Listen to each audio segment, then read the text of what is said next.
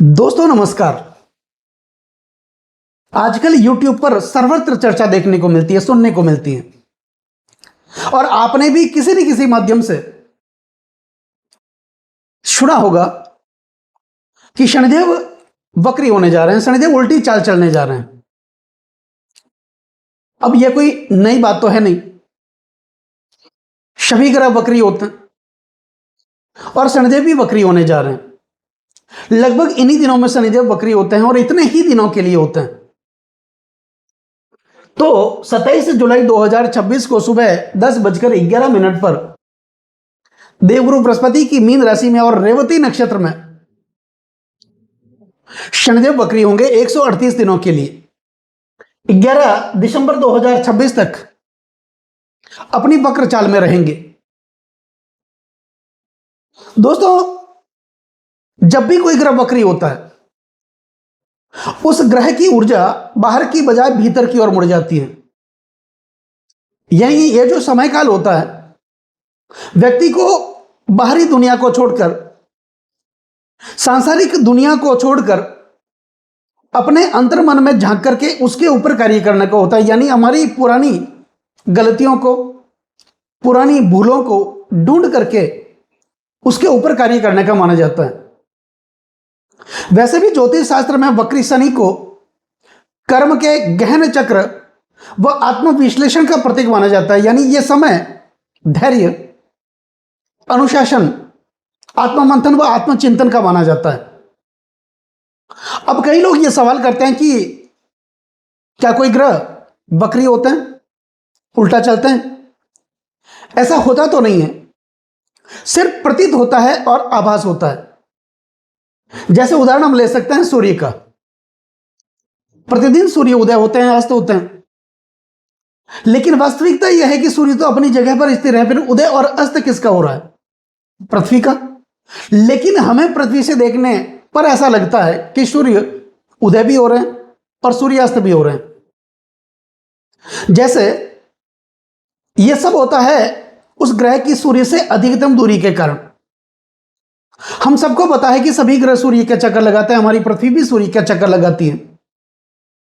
और कोई भी ग्रह जब अपना राशिगत भ्रमण करते हुए, संचरण करते हुए सूर्य से अधिकतम दूरी बना लेता है और पृथ्वी जब उस ग्रह को काटती है, ओवरटेक करती है, तो स्वाभाविक है जो ग्रह पीछे रह जाता है वो उल्टा चलता हुआ ही प्रतीत होता है।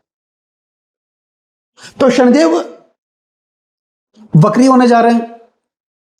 शनिदेव के इस वक्री चाल का प्रभाव मकर राशि वाले जातकों के जीवन पर किस प्रकार देखने को मिलेगा, आज हम इस वीडियो के माध्यम से जानने वाले हैं और समझने वाले हैं। दोस्तों, मकर राशि, हालांकि ये राशिफल आपकी चंद्र राशि पर आधारित है, मकर राशि पर आधारित है, लेकिन अगर आपको अपना लग्न पता है, आपके पास अपनी जन्म कुंडली बनी हुई है, तो इस राशि फल को आप अपनी लग्न राशि के अनुसार भी देख सकते हैं।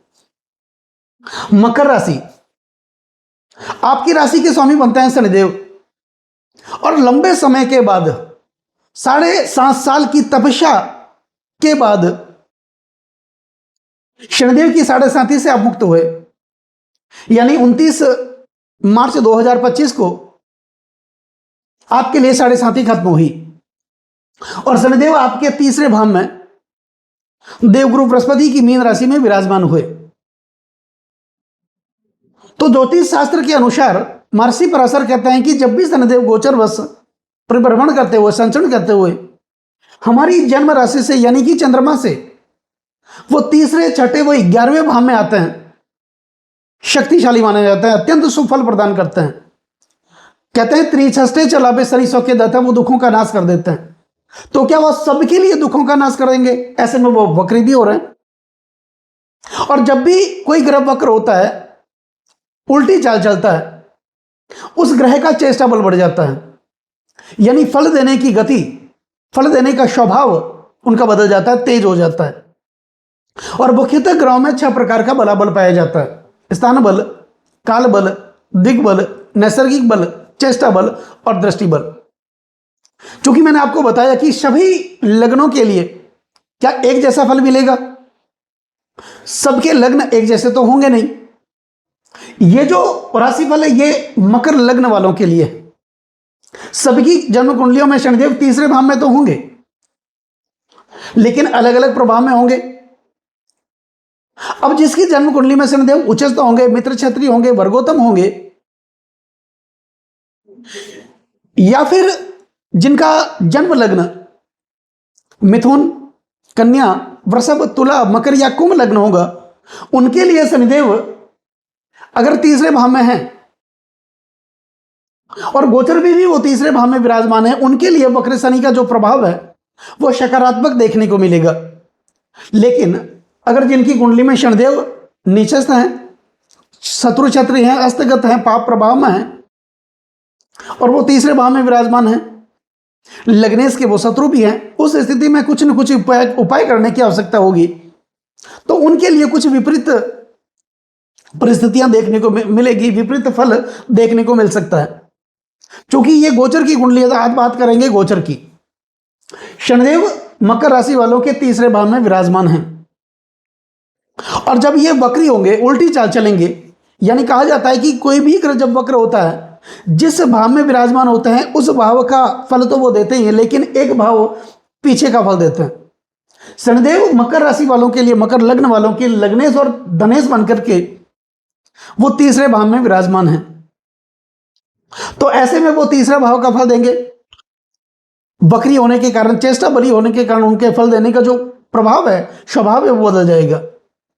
तो तीसरा भाव पराक्रम का माना जाता है, तीसरा भाव आत्मविश्वास का माना जाता है, तीसरा भाव ग्लैमर का माना जाता है, सोशल मीडिया का माना जाता है, भाई बहनों का माना जाता है और यह भाव निर्णय शक्ति का माना जाता है। ऐसा कहा जाता है कि सही समय पर सही लिया गया निर्णय हमारे जीवन को बदल सकता है।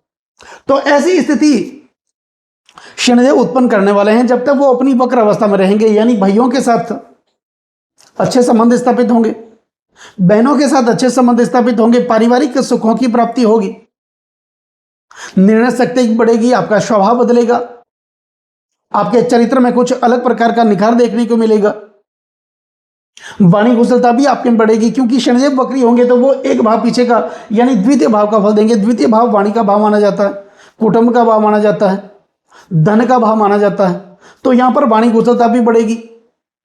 आप अपनी वाणी कुशलता के कारण प्रभावशाली बनेंगे, लोगों के ऐसे आपके संपर्क बनेंगे अच्छे लोगों से, आपका रुतबा बढ़ेगा, कौटुंबिक सुखों की प्राप्ति होगी। शनिदेव की साढ़े साथी के कारण, हालांकि 29 मार्च 2025 को आप शनि की साढ़े साथी से मुक्त हो गए, लेकिन लंबे समय तक पारिवारिक सुखों की प्राप्ति आपको नहीं हो रही थी। कोर्ट कचहरियों के आप चक्कर काट रहे थे, आर्थिक स्थिति लगातार डावाडोल बनी जा रही थी, कर्ज के बोझ तले आप दबे जा रहे थे, कर्जा उतरने का नाम ही नहीं ले रहा था। यानी 10 रुपए का कर्ज आप उतारने का प्रयास भी कर रहे थे तो 20 रुपए का कर्ज आपके लिए तैयार खड़ा था। अनैतिक और अननेसेसरी खर्चे बने हुए थे। आपके अपने लोग आपका साथ छोड़ करके चले गए, जिनके लिए आपने बहुत कुछ किया, सुख दुख में साथ दिया, कंधे से कंधे मिला करके आप साथ देते गए। जब आपकी बारी आई तो वही लोग आपका साथ छोड़ करके चले गए। आप आगे बढ़ने का प्रयास तो कर ही रहे थे, दिनों दिन पीछे चले जा रहे थे, यानी एक कदम आगे बढ़ने का प्रयास कर रहे थे तो दूसरे ही कदम वापस पीछे चले जा रहे थे। ऐसी स्थितियां लगातार काफी लंबे समय तक देखने को मिलेगी, देखने को मिली होगी। लेकिन शनिदेव अब वक्री होंगे, हालांकि ये अच्छी स्थिति में है, आपके तीसरे भाव में है। वक्री होंगे तो एक भाव पीछे का फल वो देंगे, यानी धन, कुटुंब और वाणी का सुख आपको देंगे, आपकी आर्थिक स्थिति को अच्छा करेंगे। दोस्तों, अब शनिदेव के पास मुख्यतः 3 दृष्टियां मानी जाती हैं। शनिदेव जिस भाव में विराजमान होते हैं उस भाव से तीसरे भाव में दृष्टि करते हैं, सप्तम भाव में दृष्टि करते हैं और दशम भाव में दृष्टि करते हैं। तो मकर राशि वालों के लिए शनिदेव तीसरे भाव में विराजमान है, देवगुरु बृहस्पति की मीन राशि में, और रेवती नक्षत्र में ये वक्री होंगे। हालांकि अक्टूबर को ये अपने खुद के नक्षत्र, श्रम के नक्षत्र, उत्तरा भाद्रपद नक्षत्र का संचरण भी करेंगे। लेकिन जब तक ये रेवती नक्षत्र में रहेंगे, रेवती नक्षत्र बुध का माना जाता है और शनिदेव के साथ बुध का मैत्रीवत संबंध भी माना जाता है। और मकर राशि वालों के लिए, मकर लग्न वालों के लिए बुध कारक बनते हैं, भाग्यस बनते हैं। तो शनिदेव वक्री होंगे रेवती नक्षत्र में तो भाग्य का साथ देखने को मिलेगा। भाग्य में जो रुकावटें आ रही थी वो रुकावटें दूर होगी, यानी आपके अंदर अध्यात्म की वृत्ति देखने को मिलेगी। ईश्वर के प्रति आपका जुड़ाव देखने को मिलेगा। परमपिता परमात्मा की कृपा आपके ऊपर होगी। पिता के साथ आर्थिक संबंध स्थापित होंगे, जिसके कारण आपकी आर्थिक स्थिति अच्छी होगी। आपके आसपास जहां भी सामाजिक कार्य होंगे, मांगलिक कार्य होंगे, धार्मिक कार्य होंगे, वहां पर आप हमेशा आगे रहेंगे, लीडरशिप करेंगे, जिसके कारण आपका मान सम्मान पद प्रतिष्ठा की प्राप्ति होगी। बुध आपके छस्टेस भी बनते हैं, तो कर्जों से मुक्ति मिलेगी। छोटी मोटी बीमारियां आपको परेशान कर रही थी, उससे आपको मुक्ति मिलेगी। शत्रुओं से आपको मुक्ति मिलेगी। तो जब तक शनिदेव बुध के नक्षत्र में रहेंगे वक्री होकर के, तब तक यूं समझ लीजिए बहुत सारी समस्याएं आपको सता रही थी, उस समस्याओं का शनिदेव अंत करने वाले होंगे। अब शनिदेव की तीसरी दृष्टि वक्र दृष्टि होगी आपके पंचम भाव पर, विद्या बुद्धि और संतान का भाव। आपकी संतान के लिए भी यह अच्छी स्थिति है। यह भाव संचित कर्म का भाव माना जाता है। जो मेहनत आपने की उस मेहनत का फल आपको मिलेगा। प्रणय संबंधों में अच्छा देखने को मिलेगा। आपको किसी से प्रेम भी हो सकता है, या पहले से आप प्रेम संबंधों से जुड़े हुए हैं, वो प्रेम शादी में भी बदलेगा। आपके बच्चों के शिक्षा के लिए, स्वास्थ्य के लिए स्थिति बहुत अच्छी है। यानी आप एक अगर अध्ययन ग्रहण करें तो आपके लिए भी ये स्थिति बहुत बढ़िया देखने को मिलेगी। शनिदेव भाग्य स्थान को सप्तम दृष्टि से देख रहे हैं और आपके भाग्यश बनते हैं बुध, और शनिदेव बुध के नक्षत्र रेवती नक्षत्र में रहेंगे, यानी प्रबल भाग्य का साथ यहां पर देखने को मिलेगा। भाग्य में उन्नति देखने को मिलेगी। अब शनिदेव की दशम दृष्टि होगी आपके द्वादश भाव पर, वक्र दृष्टि। द्वादश भाव विदेश का भाव माना जाता है। यह भाव लंबी दूरी का भाव माना जाता है, यानी समुद्र से उस पार का भाव माना जाता है। तो हमारे लिए समुद्र का उस पार यानी विदेश, विदेशों से संबंधित गतिविधियां बढ़ेगी। अगर आप इंपोर्ट एक्सपोर्ट का काम करते हैं तो उनमें भी बहुत अच्छा देखने को मिलेगा। यह भाव अन्यत्व परत्व का भाव माना जाता है। निश्चित तौर पर पति पत्नी के बीच अच्छे संबंध स्थापित होंगे। अकेलेपन की समस्याओं से आप ग्रस्त थे, अनिद्रा की समस्याओं से आप ग्रस्त थे, उससे आपको मुक्ति मिलेगी। अननेसेसरी खर्चों से आप परेशान थे, उससे आपको मुक्ति मिलेगी। कुल मिला के आपकी आर्थिक स्थिति अच्छी होगी। रोजगार की वृद्धि होगी। आय के नए नए संसाधन आपके लिए विकसित होंगे। वाणी कुशलता भी बढ़ेगी। आपके अंदर अच्छे चरित्र का निर्माण होगा। आपके स्वभाव में शालीनता देखने को मिलेगी। तो जब तक शनिदेव अपनी वक्र स्थिति में रहेंगे, मकर राशि वालों के लिए, मकर लग्न वालों के लिए बहुत अच्छी स्थिति का निर्माण करने वाले होंगे। तो दोस्तों नमस्कार।